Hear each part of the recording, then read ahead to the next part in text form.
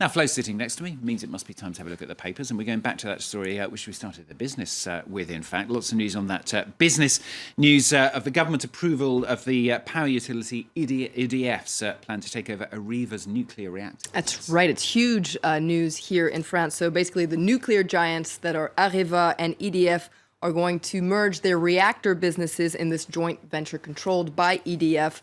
It's getting a lot of attention, as you can imagine, in the business papers. Let's take a look at the front page of Les Echos, the main business paper here in France. It talks about how the state is giving the keys of France's nuclear energy industry to EDF. The government not only approved this deal, it also announced it's going to inject new capital of the necessary amount into this new Areva as part of the deal. It's a major reversal for Areva, though, isn't it? I mean, they've been fighting off merger deals with EDF for years. That's right. It's a major change, and that's why I guess it's getting so much attention in the French press. There's really a feeling of shock. If we take a look at the front page of Le Figaro today, they talk about how Hollande has set into motion the dismantling of Areva. And what's really crazy, though, is that when it was created in 2001, Areva was seen as being the hope, the future of not only France's energy sector, but also its industrial sector. And up until 5 years ago, Areva was seen as a French success story. But recently, and these are the words used by Le Figaro, it's really become an industrial shipwreck. What on earth happened? Why has it been such a failure, Flo? Well, if we take a look inside Le Figaro, they come back on the series of misfortunes that Areva has met over the past couple of years.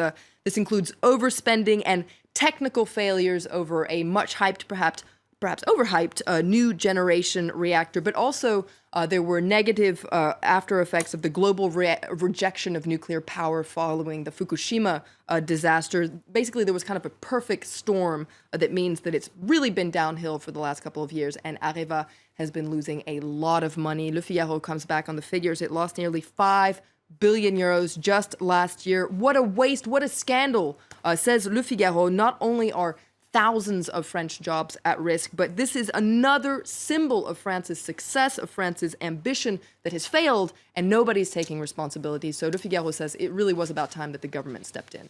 Time to move on to something completely different now in the press review. The left-leaning paper Libération, they're focusing on France's relationship with Qatar. That's right. This is a very interesting topic that comes up time and time again in French papers. Let's take a look at the front page of Libération. They ask this question: is Qatar our friend or our enemy? Now, France and Qatar have a very cozy relationship, especially when it comes to business, but given the recent FIFA scandal and allegations that Qatar is financing jihadism, Qatar's star is fading, according to Libération. And actually, Libération's report reveals a very interesting detail, and that's the fact that, according to Libé, sources close to the FIFA investigation say that American authorities actually uncovered these alleged instances of corruption at FIFA while they were monitoring Qatar's financing of jihadist groups. So this is yet to be confirmed, but it is definitely an interesting hypothesis into how this corruption scandal came to light. Yeah, another new line there. Qatar, of course, also drawing criticism for the working conditions on the World Cup stadium construction sites too. That's right. This is something that we've been reporting on for months now, but Libération comes back on this string of accusations against Qatar. We've been reporting about these NGOs that have really been sounding the alarm about what they call a modern slavery situation on those construction sites in Qatar that have really cost the lives of a staggering number of mainly foreign workers. The International Trade Union Confederations says that 1,200 migrant workers from especially India and Nepal have died since Qatar was granted the 2022 World Cup. And if the current trend continues, the ITUC estimates that 4,000 additional workers will die before the first game is actually played in 2022. So Libération is also reporting on this and says this, too, is really tarnishing the polished image of Qatar. Yeah, incredible numbers, aren't there? But I mean, Qatar did get a lot of support, didn't it, for its candidacy to host the 2022 World Cup, including from one man who hopes to replace Sepp Blatter as FIFA president. That's right, and that's Michel Platini. We've been talking a lot about him in recent days. Former French soccer star, the current president of the Union of European Football Associations. He really led the revolt in many ways against Sepp Blatter. And yesterday I was telling you that he was a really good candidate to replace him. But you can see French papers are starting to say it's not one for him yet. He still has a lot of work to do. And this support that he gave to Qatar for its 2022 bid could really come back and haunt him.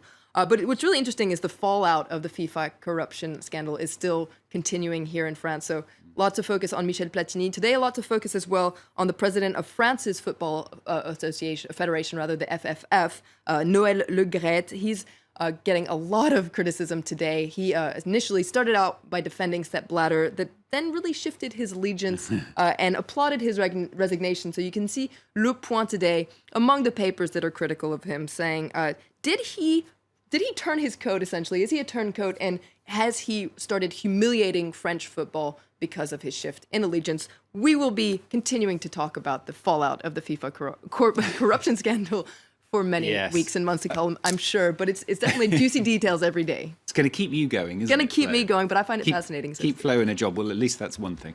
Flo Vilmano, finding it fascinating. We're finding it fascinating too. Thanks a lot. Coming up for you next, we will have the very latest, in fact, on that corruption scandal. We're going to hear from our correspondent in Washington, Philip Crowther, very shortly. And we're going to be reporting from Copenhagen in the next half hour, just 2 weeks away from Denmark's general election. We're with free speech campaigners. Just 4 months, of course, since 2 people were killed there in an attack on a free speech debate. Special report, today's focus, in about 15 minutes.